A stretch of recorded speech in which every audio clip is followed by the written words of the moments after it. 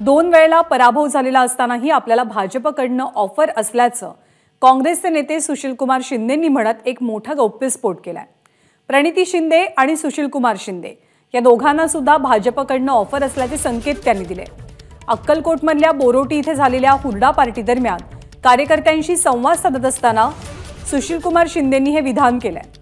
मात्र काँग्रेस आमच्या रक्तात आहे, आम्ही कधीच काँग्रेस सोडणार नाही असं स्पष्टीकरण सुद्धा सुशीलकुमार शिंदेंकडनं दिलं गेलंय। मला सगळ्यांना माहिती आहे, दोनदा पराभव झाला, आता सगळं हे वंगळ पाठवण्याचं काम होत आहे। प्रणितीताईला किंवा मला बीजेपी मध्ये येणार होतं, आता कसं शक्य आहे? त्यामुळे सुशीलकुमार शिंदे यांचं हे वक्तव्य सध्या चर्चेमध्ये आहे। दोनदा पराभव होऊन सुद्धा आपल्याला आणि आपल्या लेकीला म्हणजे सुशीलकुमार शिंदेंना आणि प्रणिती शिंदेंना भाजपची ऑफर असल्याचं सूचक वक्तव्य सुशीलकुमार शिंदेंकडनं एका हुरडा पार्टीच्या आयोजनादरम्यान करण्यात आलं। परंतु काँग्रेस आमच्या रक्तात आहे, काहीही झालं तरी आम्ही काँग्रेसला रामराम ठोकणार नाही, काँग्रेस सोडणार नाही असंही विधान सुशीलकुमार शिंदेंनी केलेलं आहे।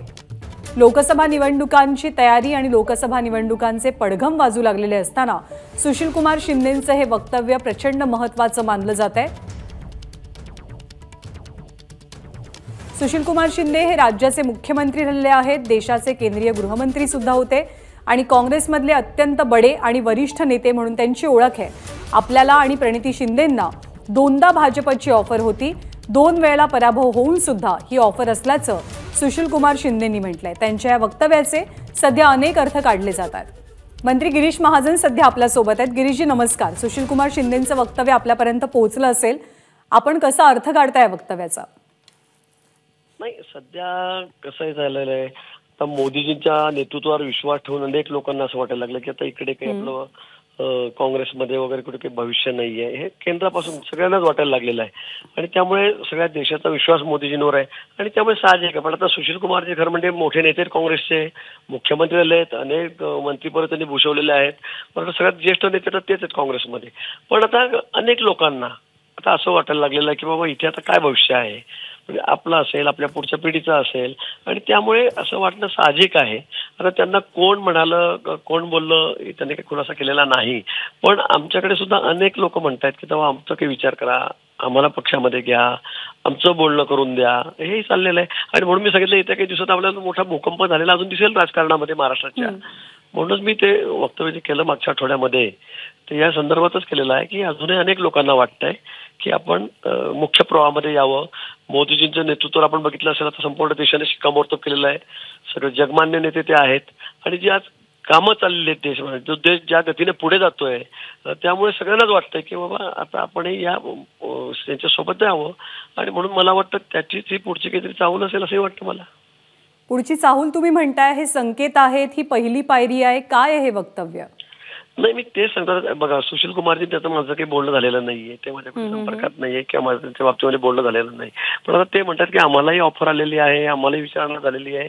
आता या बाबतीत ते सांगू शकतील कोणी ऑफर केलेली आहे, कोण त्यांना म्हणालं, आमच्याकडून कोण बोललं, पण मी सांगतो की अनेक लोकांना असं वाटतं त्यांच्या मनामध्ये आहे की आता भाजपशिवाय आपल्याला पर्याय नाही। काँग्रेसमध्ये आपण तुम्ही बघतायत काय अवस्था आहे काँग्रेसची, पण आज म्हणजे कुठे नेतृत्वाच्या बाबतीमध्ये असेल, संघटनेच्या बाबतीमध्ये असेल, संघटनात्मक रचनेच्या बाबतीत असेल, काही राहिलेलं नाहीये आणि संपूर्ण देशाने मान्य केलेलं आहे आता की बस फक्त मोदीजी, म्हणजे एक बार मोदी नाही तर हर बार बार बार मोदीजी, असं सगळ्यांची घोषणा त्या ठिकाणी झालेली आहे। अच्छा, मी एक छोटासा आणि शेवटचा प्रश्न विचारते। जर सुशीलकुमार शिंदे उत्सुक असतील तर भाजप त्यांचं स्वागत करण्यासाठी सकारात्मक आहे का, उत्सुक आहे का?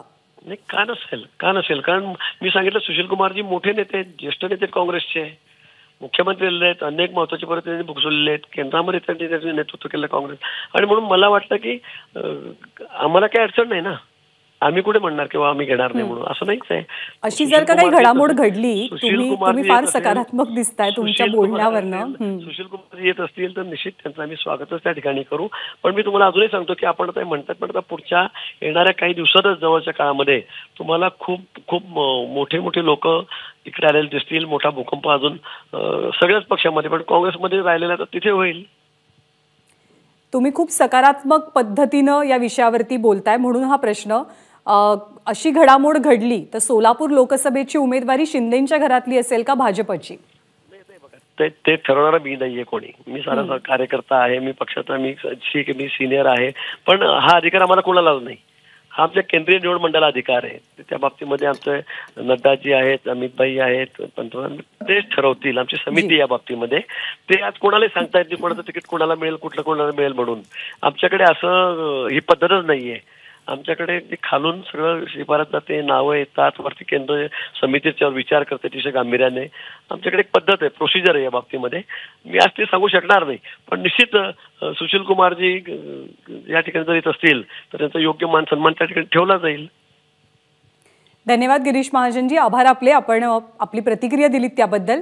पुन्हा एकदा आपण ऐकूयात भाजपच्या ऑफरबद्दल सुशील कुमार शिंदेंनी कोणतं जाहीर विधान केलंय.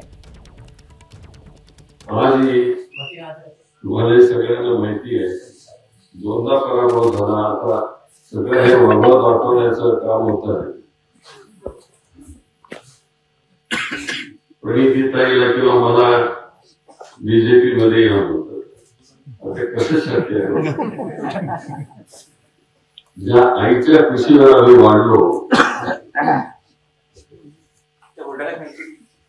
तिथं आमचं बाळपण गेलं, आमचं तारुण्य गेलं. आता मी 83 वर्षामध्ये आहे. आता कसं दुसऱ्याचं घर वापरलं? शक्य नाही. तर सुशील कुमार शिंदेंचे हे वक्तव्य चर्चेत आहे आणि जर त्यांचा भाजपत येण्याचा विचार असेल तर त्यांच्या निर्णयाचं आम्ही स्वागत करू. त्यांचा योग्य मान सन्मान राखला जाईल अशी प्रतिक्रिया गिरीश महाजनांनी व्यक्त केली आहे. एबीपी माझा, उघडा डोळे बघा नीट.